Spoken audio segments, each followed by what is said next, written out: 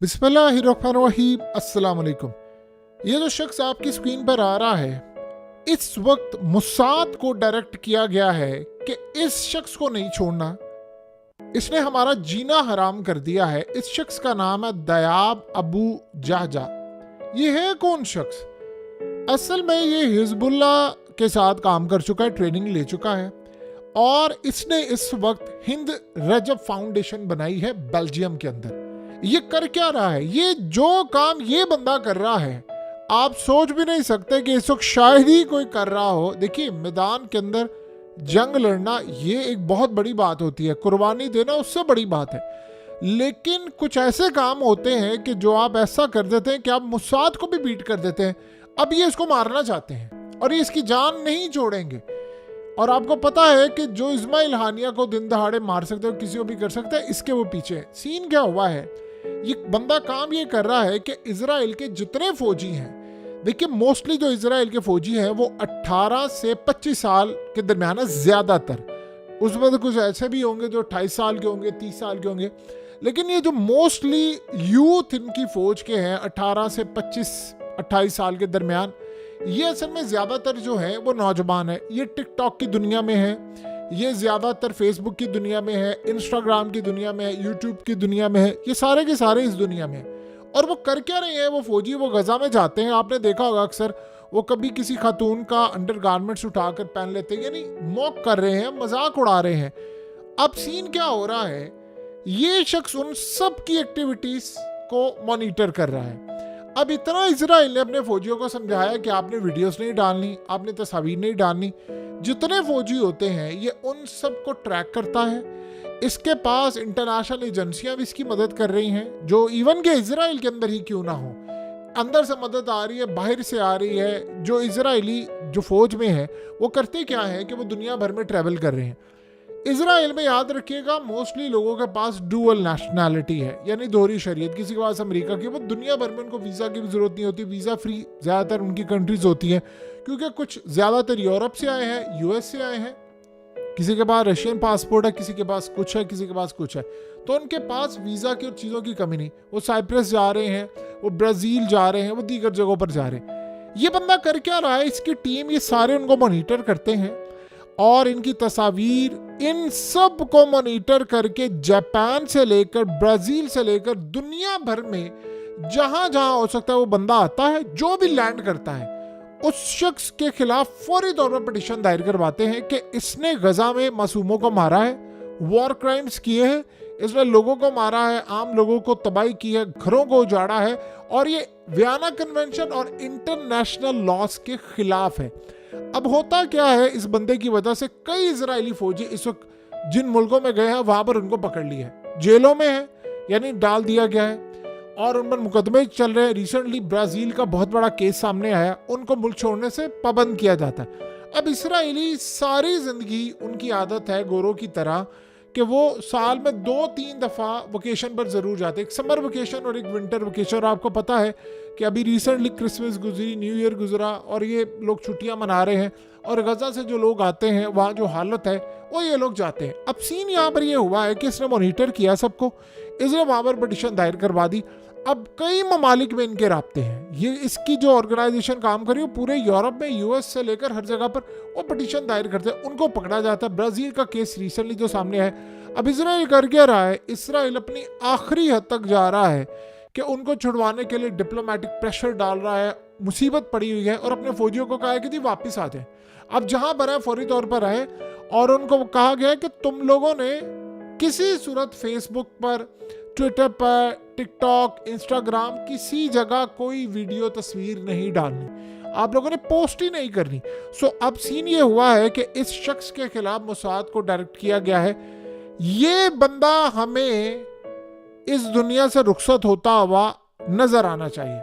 अब एक बंदे ने वो काम किया है जो मुसाद भी ना कर सकी, यानी आप ये सोचें कि मुसाद की इंटेलिजेंस एजेंसी किसी को मॉनिटर कर रही है, वो जा रहे हैं, उनकी एजेंसियों से राब्ते हैं, उनके मुखबिर हैं, वो कितना बड़ा नेटवर्क है। CIA साथ है, बहुत सारी इस्लामिक कंट्रीज के लोग खुफिया तौर पर इसराइल की मदद कर रहे हैं, वो सब हैं साथ।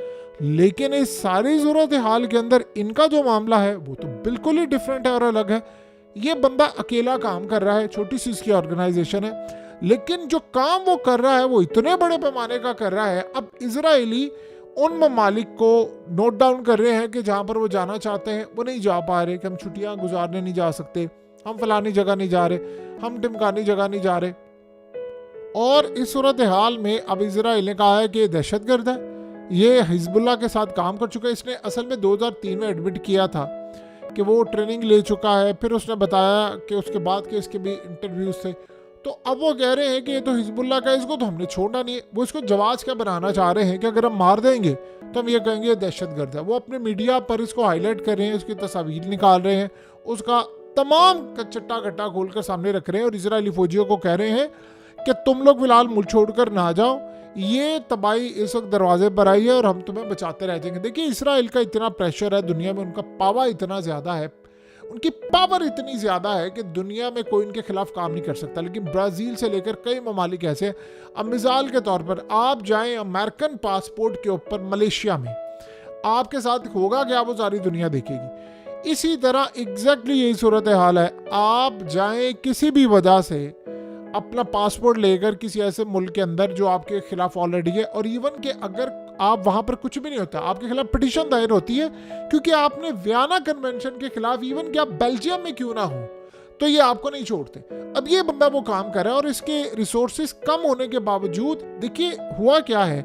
ये गजा का इशू ऐसा है कि सारे इस्लामिक कंट्रीज एक पेज पर है कम अज कम, और वर्ल्ड के बहुत सारी कंट्रीज और भी, इवन कि वो इस्लामिक ना हो, तो वो इसको सपोर्ट करती हैं, पैसा भी देते हैं। बड़े बड़े बिजनेसमैन, आप इजरायली फौजियों को, उनके कमांडरों को गिरफ्तार करवा दें तो आप बताइए कि कोई पैसा देने के लिए क्यों नहीं तैयार होगा। ये बंदा काम कर रहा है और ये इसको नहीं छोड़ना चाहते। इजराइल ने इसको टारगेट बनाया हुआ है। अब इसकी जान को है शदीद खतरा और इसको पता है कि ये मेरे खिलाफ क्या करने वाले। इजराइल ने जब पता किया, मुसाद को कहा कि आप पता करके बताएं। ये बात ज़हन में रखिए, मुसाद के जो ऑपरेशंस होते हैं वो विद इन द कंट्री नहीं होते, वो आउटसाइड द कंट्री होते हैं। जैसे इस्माइल हानिया को मारना हो, जैसे खास तौर पर हसन नसरुल्लाह को मारना हो, अब आयतुल्लाह के पीछे पड़े हुए हैं।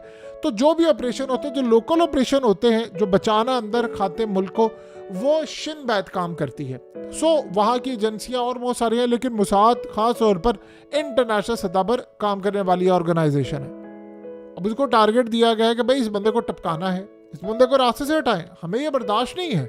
तो अब इस सारी सूरत हाल के अंदर ये बंदा इतना ही इम्पोर्टेंट हो गया है जितना आप समझ लें कि इस्माइल हानिया है। यानी आप ये सोचें कि जितना वो अहम था, हसन नसरुल्लाह का नाम नहीं है क्योंकि बेशक इनका ताल्लुक है, उसका लेवल बहुत ही ऊंचा था, लेकिन इस्माइल हानिया की तर्ज का ये बंदा इजराइल के फौजियों को इस वक्त खा रहा है, दुनिया भर में उनको पकड़वा रहा है, उनके खिलाफ केसेस बनवा रहा है। और सबसे बड़ी बात यह है, जो सबसे अहम डेवलपमेंट है, वो बड़ी हैरान कुन है कि आप ये बात जानकर हैरान होंगे कि इजराइल के अंदर तकरीबन 15-16 लाख के करीब रशियंस हैं। यानी जो इजरायली हैं वो रशिया से आए हुए हैं बड़ी तादाद के अंदर। तो वहाँ पर भी कोशिश की जा रही है कि जिन्होंने वॉर क्राइम्स किए हैं, आपको पता है कि पुतिन ने ओपनली ये बात कही है कि इजराइल के फौजी और ये इजराइल के लोग जो हैं वो बदतरीन, यानी उन्होंने ये नहीं कहा कि वो उन्होंने को कत्लेआम किया, वो कह रहे हैं बदतरीन दहशतगर्दी कर रहे हैं, ये दहशतगर्द लोग हैं। आपने कब लास्ट टाइम सुना है किसी के मुल्क से कि वो क्या, उन कह रहे हैं गजा के अंदर, देखिए चाइना ने भी ऐसी स्टेटमेंट नहीं दी थी जो पुतिन ने कहा था कि बदतरीन दहशतगर्दी इजराइल के फौजी करें, जो दहशतगर्दी करने वाला दहशतगर्द होता है। तो अब आप ये सोच रहे हैं कि अगर वो जाते हैं अपने मुल्कों में भी तो फिर सूरत हाल क्या होगी। अब वो कर क्या रहे हैं, फ्लाइट्स बदल बदल के जा रहे हैं, क्योंकि बहुत सारी इंफॉर्मेशन आपको खाली यहाँ से नहीं मिल रही कि आप सोशल मीडिया पर पोस्ट कर रहे हैं या फलाना करें। बहुत सारी ऐसी इन्फॉर्मेशन है जो दूसरी एजेंसियों के थ्रू हो रही। देखिए बहुत सारी इस्लामिक कंट्रीज, मिसाल के तौर पर आप ये ले लें, या बहुत सारी दुनिया में ऐसी भी कंट्रीज हैं जो इसराइल के खिलाफ खुलकर सामने नहीं आ सकती, पर वो इसकी ऑर्गेनाइजेशन को इनको इन्फॉर्मेशन दे देते हैं ये बंदा फलानी जगह मौजूद है इस वक्त, अब इसको जाकर ट्रैक कर लें। आप इसको अदालत में ले फौरी तौर पर जाते हैं, उसका नाम जिस तरह ECL में नाम डलता है इसी तरह नो फ्लाई लिस्ट के अंदर नाम डलता है कि अब आप जा नहीं सकते। इन लोगों को पकड़ा जाता है। ये असल में जो सूरत हाल इस वक्त पैदा हुई है उसका आप अच्छी तरह अंदाज़ा लगा सकते हैं कि मामलात क्या है।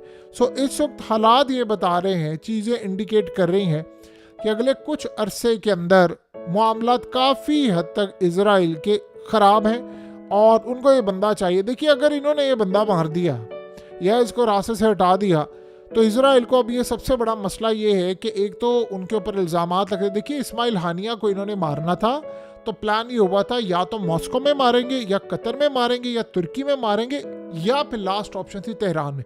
तो उन्होंने कहा अगर मॉस्को में मारा तो पुतिन ने तो हमें छोड़ना नहीं है, और कतर के अंदर मारा तो सारा अरब वर्ल्ड हमारे खिलाफ होगा, तुर्की में मारा तो अर्दोगान भड़केगा क्योंकि वो नेटो का है और वो हो सकता है दहशतगर्दी बिना पर नेटो हमारे खिलाफ चढ़ दौड़े। तो प्लान ये हुआ तेहरान, तो तेहरान के अंदर उन्होंने मारने का फैसला किया। तो दुनिया खिलाफ इसीलिए उनको ये है कि बेल्जियम में मारे, पूरा यूरोप भी ना हमारे खिलाफ हो जाए, और इसको मारना भी है और अपना नाम भी ना, कुछ ऐसी सूरत हाल वो चाह रहे हैं।